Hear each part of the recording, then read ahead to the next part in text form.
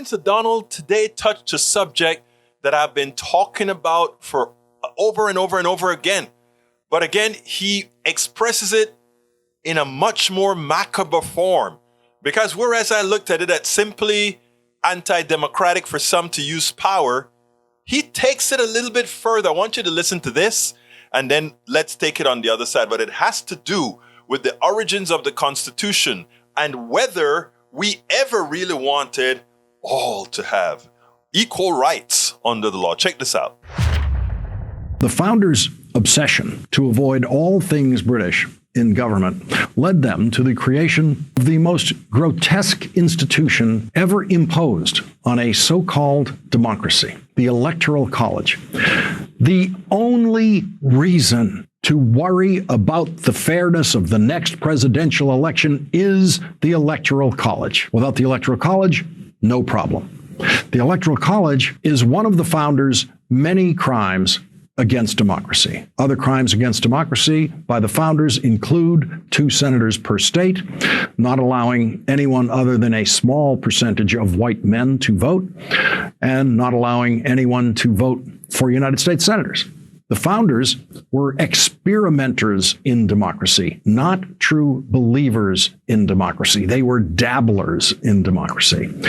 Many of their obstacles to democracy that they put in the Constitution have been removed. Women are now allowed to vote. Black people are allowed to vote. Everyone now at least has the right to vote, the theoretical right to vote, while Republicans continue to try to make that right more difficult to exercise. But the unmovable roadblock to democracy in our presidential elections is the Electoral College, something that does not exist in any other country on the planet. Republicans have completely given up the hope of ever winning more votes for president than the Democratic candidate. It's been 18 years since the Republican candidate for president won more votes than the Democratic candidate for president. Democratic candidates for president now routinely win millions more votes than the Republican. And so the only hope for the Republican to win, as we saw in 2016, was to somehow win the Electoral College. Prior to the year 2000, every winning candidate for president won the most votes and won the Electoral College. And so the Electoral College was mostly just a theoretical factor lurking in the background of presidential campaigns. Now, the Electoral College is everything. Joe Biden won Pennsylvania's 20 electoral votes in the last election. Donald Trump won those 20 electoral votes 4 years earlier. And now Donald Trump has a plan to win Pennsylvania's electoral votes again. And this time, Donald Trump won't have to win the most votes in Pennsylvania to win Pennsylvania's electoral votes because, as we heard on this program last night from Harvard Law professor and former Republican Solicitor General Charles Fried, the radical majority on the Supreme Court may be participating in what he called a slow-motion coup d'etat.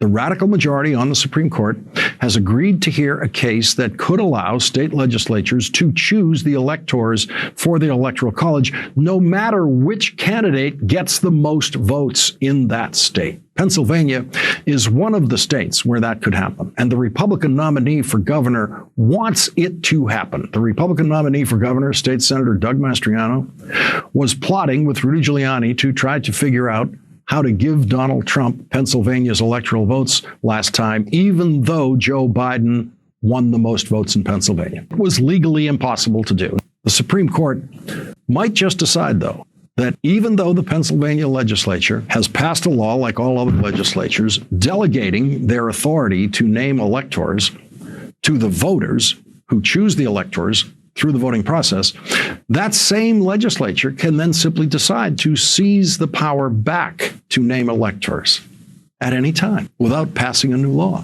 The Supreme Court might give them that power.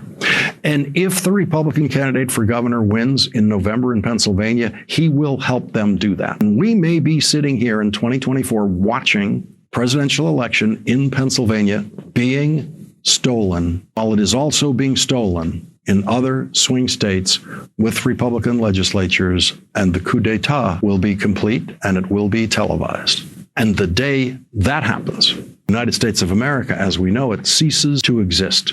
That is what's on the ballot in November in the state where the United States of America was created. Philadelphia, Pennsylvania was the place where the Declaration of Independence was signed in 1776, 11 years later. In Philadelphia, Pennsylvania, the Constitution of the United States of America was written and agreed to by the then 13 states. The place where the United States was born may be the place where it dies. Nothing less than that is on the ballot in Pennsylvania in November of this year and in other states that could elect Republican governors and Republican legislatures who are already plotting to steal the next presidential election because the Electoral College allows them to steal it.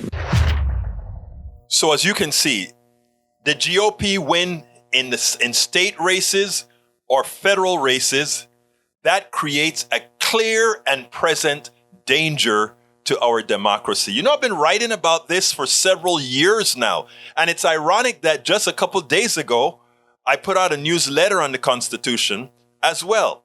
Look, the reason we had the Powell Manifesto that tries to make people less intelligent is so that they don't understand the genesis of our country. They don't understand. And in a part of the newsletter, I wrote the following. I said that we were able to maintain a democracy because we had good people that were serving. The problem with the Constitution is it does not protect us against ill-willed people who gain power. What it does allow is if ill-gained people attain power, there are institutional reasons within the Constitution that can be used for them to hold on to power. And that is what the Republicans are doing, from packing the Supreme Court as they've done to using the governorship and the Electoral College as they can. Again, these are all constitutional things.